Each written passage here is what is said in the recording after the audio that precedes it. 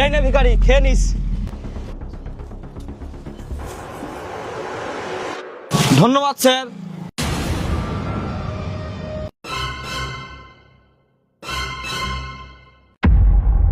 কোয়েল, এটা তো আমাদের চাকর রামুর গলা মনে হলো না, যে আমাদের বাড়ি থেকে টাকা চুরি করে নিয়ে পালিয়েছিল। আরে তুমি এটা কি বলছো? ও এখানে কি করবে? ও তো আমাদের বাড়ি থেকে টাকা চুরি করে পালিয়ে গিয়েছিল। না, আমি তোর গলা এত সহজে ভুলবো না, এটা রামুই। আরে জামাই বাবু, তোমার ভুল হচ্ছে। তোমার মনে নেই ও আমাদের বাড়ি থেকে টাকা চুরি করে পালিয়েছিল? আমরা ওকে ঘাড় ধাক্কা দিয়ে বার করে দিয়েছিলাম। চলো না।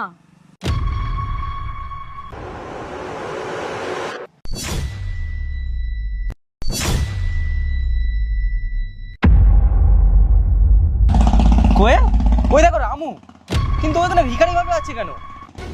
যে চুরি করে না তার সাথে এরকমই হয়। ও চুরি করেছিল তাই ওর এই অবস্থা হয়েছে। তুমি চলো এখান থেকে। না, আমাকে জানতেই হবে।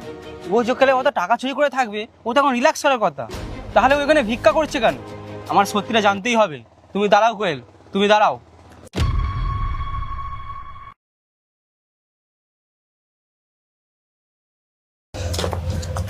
শোন, তুই এখানে ভিক্ষা করছিস কেন? তুই কোনো কাজ বাজ করিস না কেন? স্যার, আমার অবস্থা দেখুন স্যার। আমার কেউ কাজ দেবে?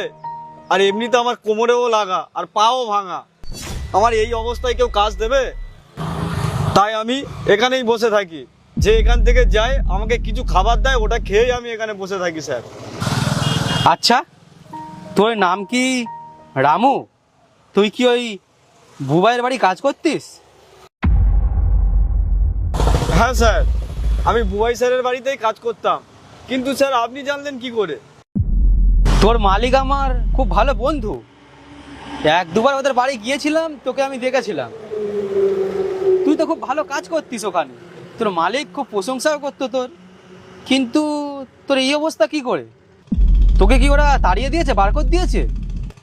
না স্যার, মালিক তো খুবই ভালো ছিল, কিন্তু আমার কাছ থেকে বার করেছে ওনার স্ত্রী আর ওনার ওই শালি। ওই বুবাই স্যার আমাকে খুব বিশ্বাস করতো। ওই সব বাড়ির সব কাজ আমার দায়িত্ব দিয়েই চলে যেত। আর ওই জিনিসটা ওনার বউ আর ওনার সেই শালি কোনোদিন সহ্য করতে পারেনি, তাই আমাকে বাড়ি থেকে বার করে দিয়েছে। একদিন স্যার আমাকে 2 লাখ টাকা দিয়েছিল ওনার বউকে দেওয়ার জন্য। আর আমি যখন টাকা নিয়ে গেলাম,